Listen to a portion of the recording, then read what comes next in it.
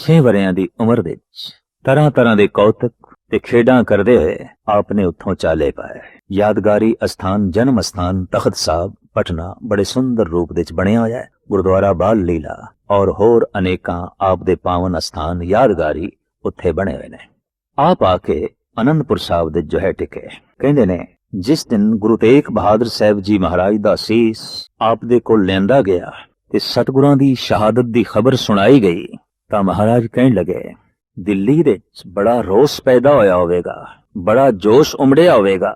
ਤਾਂ ਹੱਥ ਜੋੜ ਕੇ ਰੰਗਰੇਟੇ ਨੇ ਆਖਿਆ ਨਹੀਂ, ਦਿੱਲੀ ਦੇ ਸਿੱਖ ਹੀ ਨਹੀਂ ਆ। ਮੁਗਲ ਸਿਪਾਹੀ ਜਦ ਘਰ ਘਰ ਦੇ ਵਿੱਚ ਪਹੁੰਚਦੇ ਰਹੇ ਸਿੱਖਾਂ ਦੇ, ਆਪਣੇ ਗੁਰੂ ਦਾ ਧੜ ਤੇ ਚੁੱਕ ਕੇ ਲਿਆਓ। ਫੜੇ ਗੁਰੂ ਦੀ ਲਾਸ਼ ਪਈ ਏ, ਉਹਨਾਂ ਦੀ ਦੇਹੀ ਪਈ ਏ, ਚੁੱਕ ਕੇ ਲਿਆਓ। ਡਰਦੇ ਮਾਰੇ ਸਹਿਮ ਗਏ ਸਿੱਖ, ਕਹਿਣ ਲੱਗੇ ਨਹੀਂ ਅਸੀਂ ਸਿੱਖ ਨਹੀਂ ਆ। ਇਹ ਬੋਲ ਜਦ ਰੰਗਰੇਟੇ ਨੇ ਸੁਣਾਏ ਤਾਂ ਗਰਜਦੀ ਹੋਈ ਆਵਾਜ਼ ਦੇ ਵਿੱਚ ਗੋਬਿੰਦ ਰਾਏ ਨੇ ਇਹ ਬੋਲ ਆਖੇ ਨੇ, ਸੁਨ ਸ੍ਰੀ ਕਲਗੀਧਰ ਐਸੇ ਬੋਲੇ ਗਰਜਤ ਜਲਧਰ ਜੈਸੇ।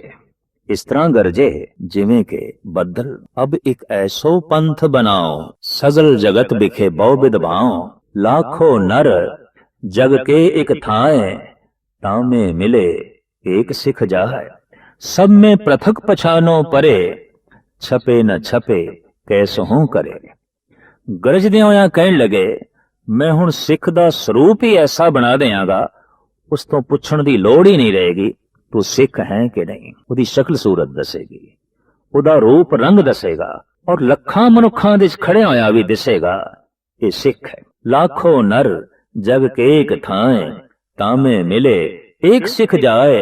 सब में पृथक पछानो परे छपे न छपे कैसहू करे।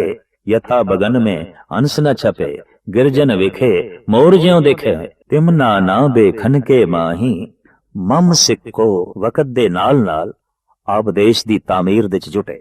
भगती भावना दे दरिया चलदे रहे।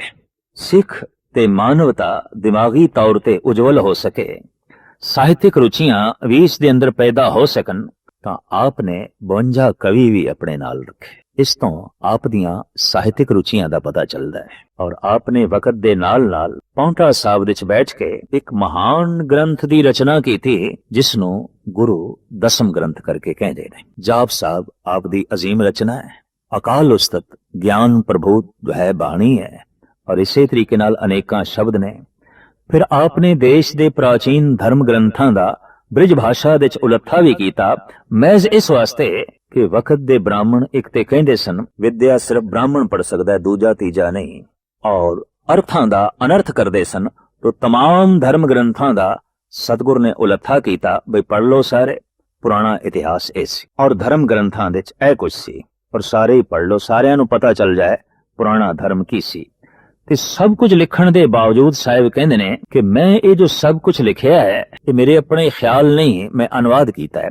ਦਸਮ ਕਥਾ ਭਾਗਵਤ ਕੀ ਭਾਖਾ ਕਰੀ ਬਨਾਏ ਅਵਰ ਬਾਸਨਾ ਨਾਹਿ ਪ੍ਰਭ ਧਰਮ ਯੁੱਧ ਕੇ ਚਾਏ। ਮੈਂ ਸਿਰਫ ਅਨੁਵਾਦ ਕੀਤਾ ਹੈ ਔਰ ਮੈਨੂੰ ਧਰਮ ਯੁੱਧ ਕਰਨ ਦਾ ਸ਼ੌਕ ਹੈ ਔਰ ਮੈਂ ਸਿਰਫ ਅਕਾਲ ਪੁਰਖ ਦਾ ਪੁਜਾਰੀ ਹਾਂ। ਮੈਂ ਨਾ ਗਣੇਸ਼ੇ ਪ੍ਰਥਮ ਮਨਾਉ ਕਿਸ਼ਨ ਬਿਸ਼ਨ ਕਬਹੂ ਨਹੀਂ ਦਿਆਉ। कान सुने पहचान न तिन स्यों लिव लागी मोरी पग इन स्यों। मैं ते एक अकाल दा पुजारी और जगत नू अकाल पुरख दे नाल जोड़न लई आया। स्वयमान नाल अणख दे लोकी जी सकन, बेगैरत ना जीवन देश ते कौम दिया जो है वंड ना करन और बेचन ना। इस तरह दे मैं जज्बियां नू उभारना है। रूहानी जज्बियां नू उभारन लई गुरु नानक देव जी महाराज ने कीर्तन दा आसरा लिया। इस तरह कीर्तनियां दे जन्मदाते गुरु नानक देव जी। सिख विचारक भी होवे कीर्तन क्यों करना है ते किसदा करना है इसदा बोध भी मिल सके तो धन गुरु अर्जन देव जी महाराज ने शब्द दी विचार कथा दी परंपरा भाई गुरदास जी दे राही तोरी। इतिहास दा भी सिख ज्ञाता होवे, इतिहास नू भुल ना जावे और ये गल मन्नी परमन्नी है जिस कौम दा कोई इतिहास नहीं वो कौम कोई कौम नहीं, मिटदियां देर नहीं लगदी। सारियां कौमां और सूरबीरता पैदा करन लई गुरु हरगोबिंद साहब जी महाराज ने ढाडी ਸਿੰਘਾਂ ਨੂੰ जन्म दिता। उत्थे ਸਾਹਿਤਿਕ ਰੁਚੀਆਂ ਕਲਾ ਹੁਨਰ ਸਾਰਿਆਂ ਦੇ ਅੰਦਰ ਪੈਦਾ ਹੋ ਸਕੇ तो ਕਵੀ ਦਰਬਾਰਾਂ ਨੂੰ ਤੇ ਕਵੀਆਂ ਨੂੰ ਜਨਮ ਦਿੱਤਾ ਗੁਰੂ ਗੋਬਿੰਦ ਸਿੰਘ ਜੀ ਮਹਾਰਾਜ ਨੇ।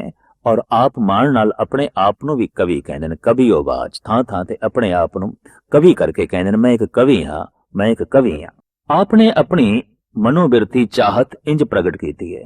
ਸਾਹਿਬ श्री गुरु गोबिंद सिंह जी महाराज अकाल पुरख दे अगों इंज फरियाद करते हैं, हे परिपूर्ण परमात्मा, जो किछ इच्छ करो धन की, तो चलियो धन देसन देश ते आवे।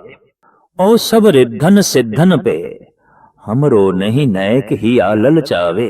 हे परिपूर्ण परमात्मा, मैं तेथों धन दी मंग नहीं करदा, धन ते अपने आप चल के मेरे कदमां विच आ रहा है।